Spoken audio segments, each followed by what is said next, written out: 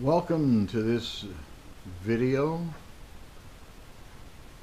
It is an aid to help me sell and hopefully for you to purchase a two shaper set. That's the one you're looking at now. And the other is this one, which we will get to later. Both of these shapers have been, I was going to say heavily modified, but somewhat modified. If you're familiar with them, you will notice the dust collection hood is not what came with this, that cast iron big hunk. I do have them, but this dust hood here is better suited for what you're about to see. That is one with no adjustment of the knives whatsoever, or the spindle up, down, fence in, out. Nothing moves here as far as adjustments go. You can, once these shapers right now can be turned on, you can be blindfolded, and you can make a perfectly flat square door. All you need is someone to measure the pieces for you to pre-cut. Another modification that's worth noting is that these shapers come with this belt. It is about 5/16 wide, as you can see, and it just slips around on ordinary pulleys, just a standard V pulley. I had a guy modify them by taking off those pulleys and putting on pulleys on the shaft and on the motor with, can I call it, teeth in them, grooves in them, for this belt, which is 1 inch wide, and it's tractor driven. These grooves, these lumps, whatever you want to call them, match up with what is on the pulleys. So this is a non-slip, not possible, and you're getting your full horsepower right to your cutters. At the end of this video, I'll throw in a couple of clips where both of these shapers are in action, working. I won't do it on this first section here. As you can see, there's an auxiliary table here that I fold up. It just swings down. It's on a piano hinge bolted to the edge of the shaper, and I put a leg on the outside. That's where you put all your rails at this point to get the tenon cut in the end. If you're familiar with raised panel doors, you know what this is, and you know what this is. You will also know that this goes into this, okay? This is what we're going to cut now. These are your rails. There's a formula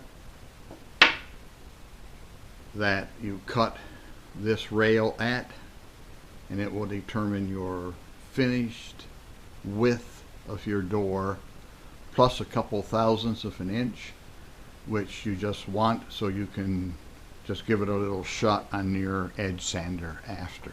Okay, so this is what would happen. This is air operated, air cylinder. This sled here, the cutters are in here. Here's the secondary one that I was telling you about.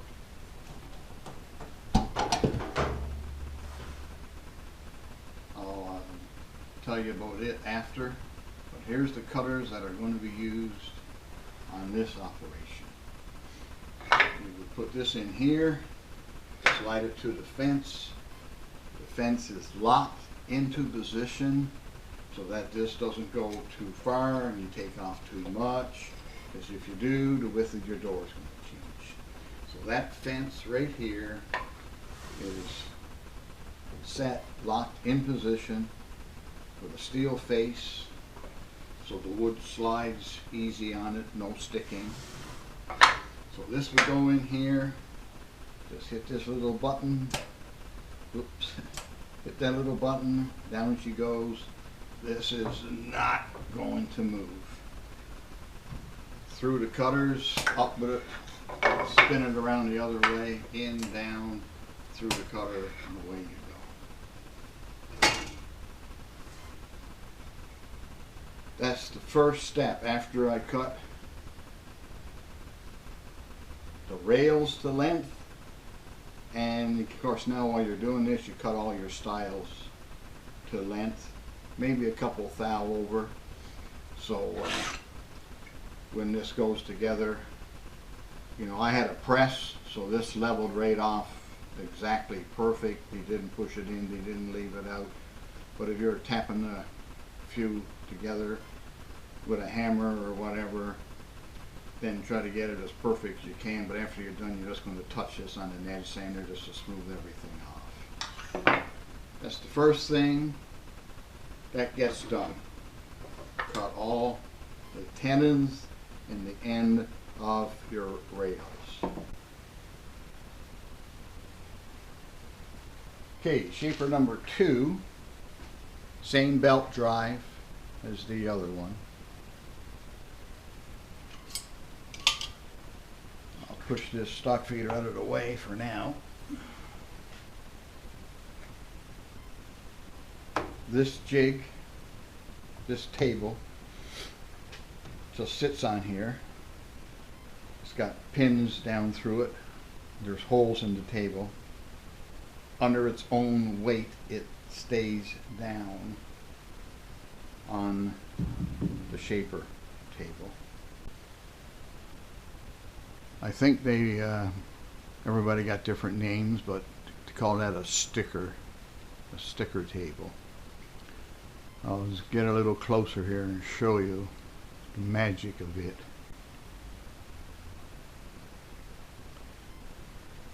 Now, in order to keep your doors to the right size, you don't want to go trimming and fooling around and everything else after you make them. The outboard here, this is the fence that everything is going to be driven against. This fence here goes all the way through, one solid piece. This fence is split. No matter what goes in here, what comes out here is exactly 2 1/4. By doing that 2 1/4 with the exact measurements on your rails, remember, gives you the total exact width of your door plus a couple of thou, whatever you think you need on your edge sander. Anything up to 2 1/2 will fit in here. This finished comes out at 2 1/4. 2 5/16. Stick them all up on edge, run them through your planer first after you rip up your boards. Plane one edge, that's your finished edge, and that's going to be your outside edge. Mark your other edge. Yeah, see, at one time there were black marks going down through here. It's faded out now. Just take a marking pencil, spray can, anything. Mark your opposite edge, saw cut edge. That saw cut edge is the edge that this is now going to take off.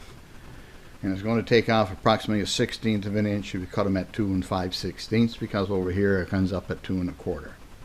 As this is going through here, this fence is spring loaded. Very, very tough, okay? Because it's fighting against that cutter. So as the stock feeder pulls this through, see the fence goes back, spring held, and pushing it against this fence, which holds it against that fence, the whole operation. I won't get that through there now because it's not cut. Now with the stock feeder back in place, this is a stop that keeps it from going into the cutter too far, because remember now it's pointing away. This thing is feeding this way.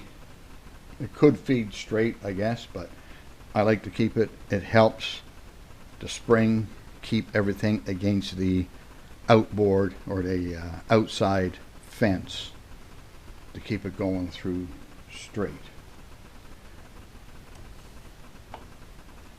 And of course you tighten her down where? Right here. You know, so all right, that's the sticker operation that puts this to groove in for the tenon to fit into. That's one thing that this machine does. It does something else also in the operation. So now we got the tenons in and we got the sticking done. If this was just a square door, you're ready to go.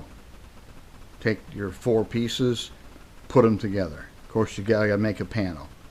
I'm not getting into that because that's the sale on the panel cutter shaper is going to be a separate sale, separate deal altogether. It's not going to be in this package.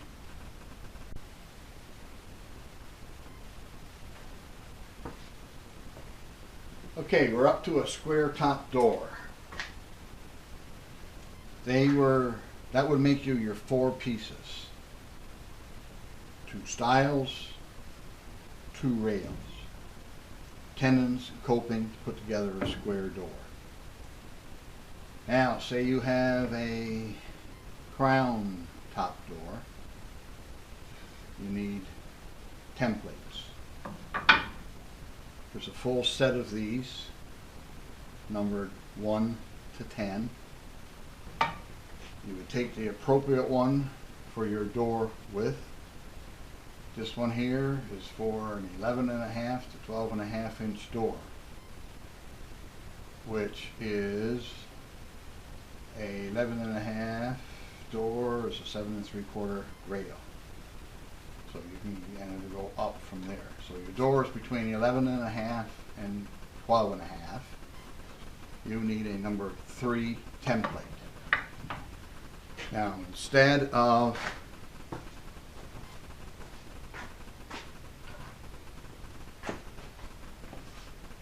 you can cut and come back.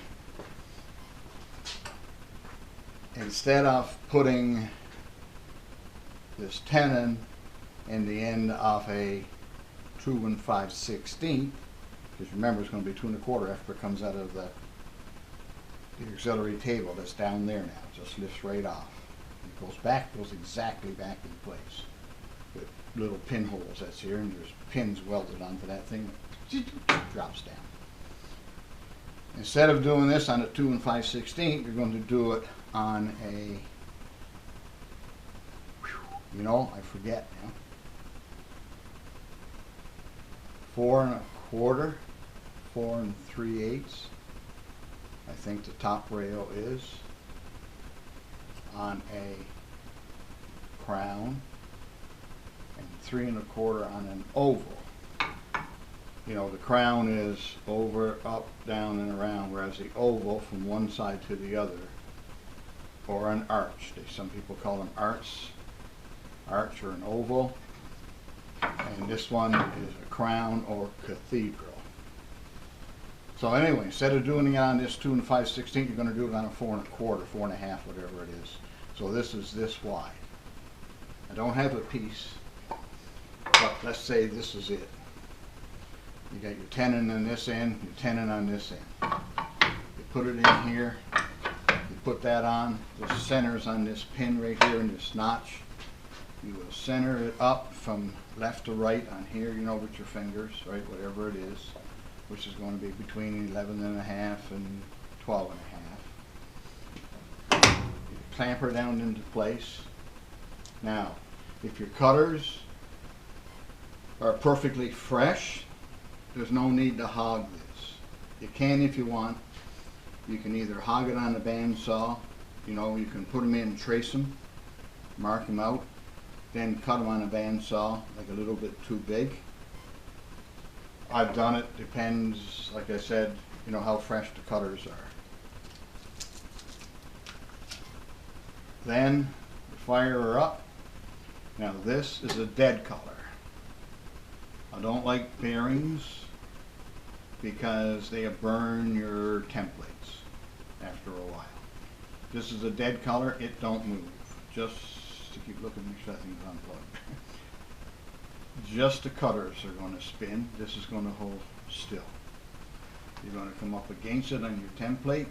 You're going to ride it in, through, down, around, back, up, and out the other side. Then you're going to take out your piece, and it's got your plow cut in it. Exactly the same shape as what the top of the door is going to be. And of course you already got the tenons done previously.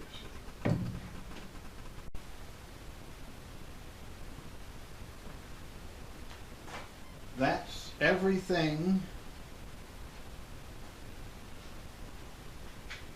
to make the 4 pieces of a 5-piece door. 2 styles, 2 rails. In square top, by simply running them straight through the sticker. In crown, by using the top rail jig and putting in the appropriate template for cathedral / crown, or a arch / arc, arc / arch, arch, arc. This shaper will now hog out the top of the panel for cathedral or arch. Just got a piece of scrap MDF here. Now this needs to be cut like a crown or like an arch. Okay? This is your panel made. At this point you should have your back sanded on the panel. It's cut to the exact size, only in rectangular forms, not raised or nothing at this point. You put in your appropriate template in here. They're all marked again. Number 3, we'll go with number 3, of course, for your rail, your top rail. Just give it a couple of turns to hold it in place. Now this pin here fell off, but it goes up against the back right here. And you put your template up against it. Push your panel in. At this point, it could be anywhere, okay? Okay, the panel could be anywhere here. All you know is it's up tight, template's up tight against that little dowel. Now, but of course the panel has to be centered on that template. You turn this and she'll automatically center the panel on the template. This is a toothed.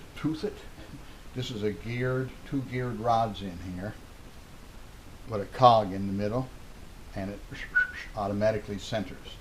No matter where it's at, it will pull to the center. Once you center it, there's little lines on here too you can check to make sure you're perpendicular to your top. Now you can bring this down. This is for a tear out plate on the top. So when the cutter comes out, it doesn't tear out. And then you lock her down in place. These two air cylinders holds that. Rock of Ages ain't going to move it. Your template now is going to go on this rub collar. Again, no bearings. I told you I don't like them. You're going to go on this rub collar. This big cutter here is going to, oh golly, I didn't know that. Let's insert knives in there too. Huh. The other cutters are all insert too, by the way. I don't think I mentioned them yet. For the rails and the styles, they're all insert knives, like so. Just this one here. Just loosen off the screw there, slip them in, tighten her up in place, and away you go. I have a bunch of these that will also be in this set. Same for the sticker shaper. This is the Tenon, the other one's a sticker. And I don't think I have any of these straight knives though. Haven't come across them. I didn't even know that I had that to start with. So anyway, we got the panel in there now, all centered, up against the template. The machine's a spinning. You got the right one in for your right panel. Slide her over onto here. Bring her up on to the rub collar. Pass her across. She'll start a hogging. Keep her going. Down on the other side, she'll come over, hit the tear out strip right here, and you have a just nice panel hogged out. That's as much now as these two machines will do. Now you will need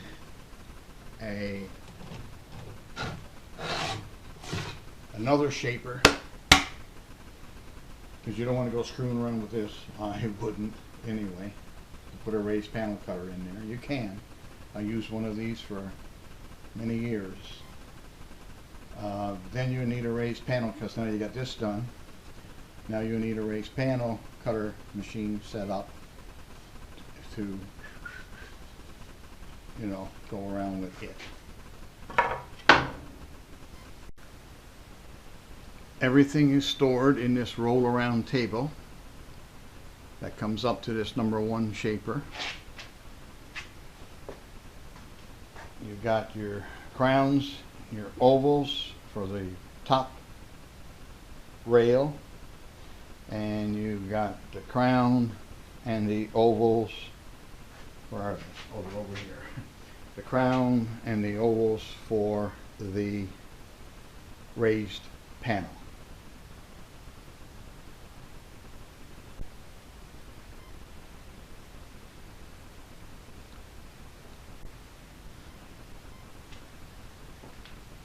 Something I forgot to mention, these shapers come as stock with a 1/2 inch spindle, a 3/4 inch spindle, and a 1 inch spindle, interchangeable of course.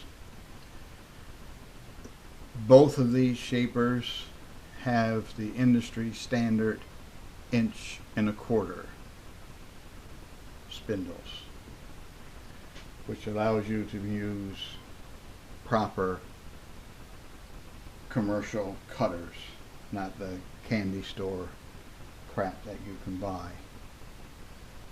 everywhere that's cut for 3/4 or 1 inch, or you start using bushings inside of them, which is not a good idea. Bandsaw not included. Just what You just watched me touch and use and demonstrate, plus the extra knives. If you're interested in the shaper for raised panels, like I said, it's a separate deal that I will be doing after these are gone. Or if you come around, we can talk about it. These are 3 horsepower, single phase, 220 volt, 1 direct speed because of those belts that they were modified for, which was the diameter of the pulleys determines the speed. The speed you want determines the material you are using. I used mainly oak and maple, and those 2 woods require 2 different speeds if you want to get precise about it. But a tool maker came to a happy point of saying this RPM would be suitable for both, with the stock feeder set to X number of feet per second. And that's why I wasn't concerned about variable speed. As stock, with the old pulleys, with that little sewing machine belt, they were a 2-speed machine, but not required. I will now see if I can dig up some footage where I've used both of these machines. They're in past videos, but I will get them and tag them on the end of this.